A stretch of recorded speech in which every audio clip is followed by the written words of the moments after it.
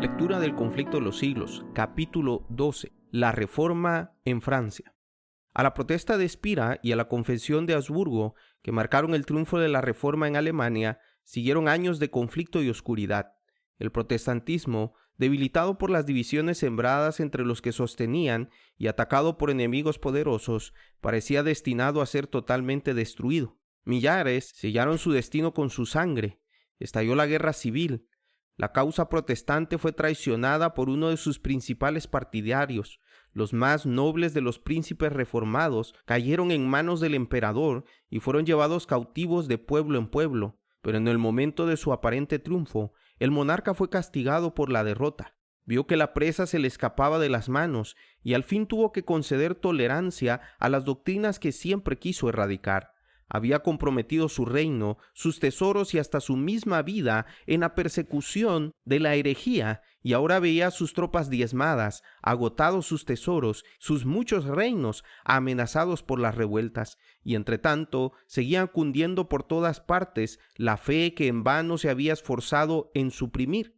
Carlos V estaba combatiendo contra el poder omnipotente. Dios había dicho: sea la luz. Pero el emperador había procurado impedir que se desvaneciesen las tinieblas. Sus propósitos fallaron y en prematura vejez, sintiéndose agotado por tan larga lucha, abdicó el trono y se encerró en un claustro.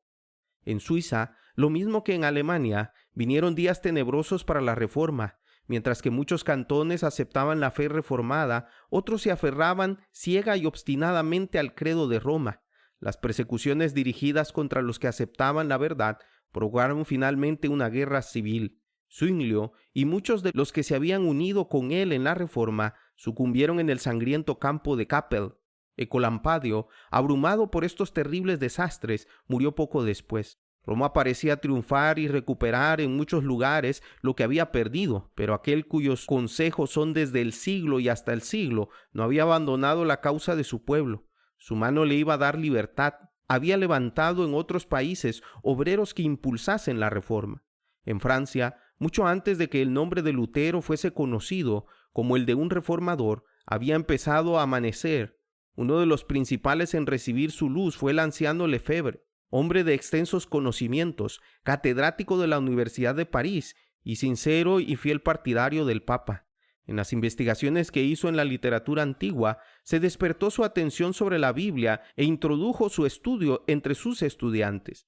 Lefebvre era entusiasta, adorador de los santos, y se había consagrado a preparar una historia de estos y de los mártires como la dan las leyendas de la Iglesia. Esta era una obra magna que requería mucho trabajo, pero ya estaba muy adelantado en ella cuando decidió estudiar la Biblia con el propósito de obtener de ella datos para su libro. En el sagrado libro halló santos, es verdad, pero no como los que figuraban en el calendario romano. Un raudal de luz divina penetró en su mente.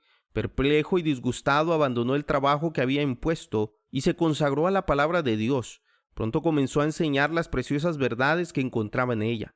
En 1512, antes que Lutero y Zwinglio empezaran la obra de la Reforma, escribía Lefebvre: Dios es el que da, por la fe, la justicia, que por gracia nos justifica para vida eterna.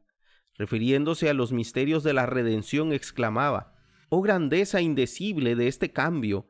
El inocente es condenado y el culpable queda libre. El que bendice carga con la maldición y la maldición se vuelve bendición. La vida muere y los muertos viven. La gloria es devuelta en tinieblas y el que no conocía más que confusión de rostro es revestido de gloria. Y al declarar que la gloria de la salvación pertenece solo a Dios, declaraba también que al hombre le incumbe también el deber de obedecer. Decía: si eres miembro de la Iglesia de Cristo, eres miembro de su cuerpo, y de tal virtud estás lleno de la naturaleza divina. Oh, si los hombres pudiesen penetrar en este conocimiento y darse cuenta de este privilegio, cuán pura, casta y santa sería su vida, y cuán despreciable le parecería toda la gloria de este mundo en comparación con la que está dentro de ellos y que el ojo carnal no puede ver. Hubo algunos entre los discípulos de Lefebvre que escuchaban con ansia sus palabras y mucho después que fuese acallada la voz del maestro, iban a seguir predicando la verdad. Uno de ellos fue Guillermo Farel, Era hijo de padres piadosos y se le había enseñado a aceptar con fe implícita las enseñanzas de la Iglesia.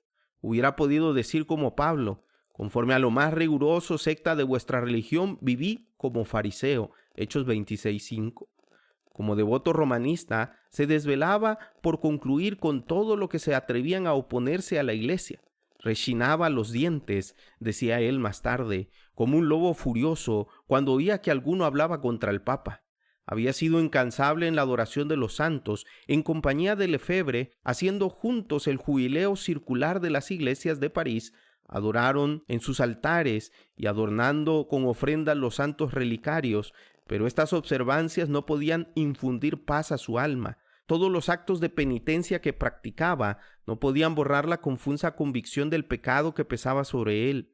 Oyó como una voz del cielo las palabras del Reformador: la salvación es por gracia, el inocente es condenado y el culpable queda libre. Es únicamente la cruz de Cristo la que abre las puertas del cielo y la que cierra las del infierno.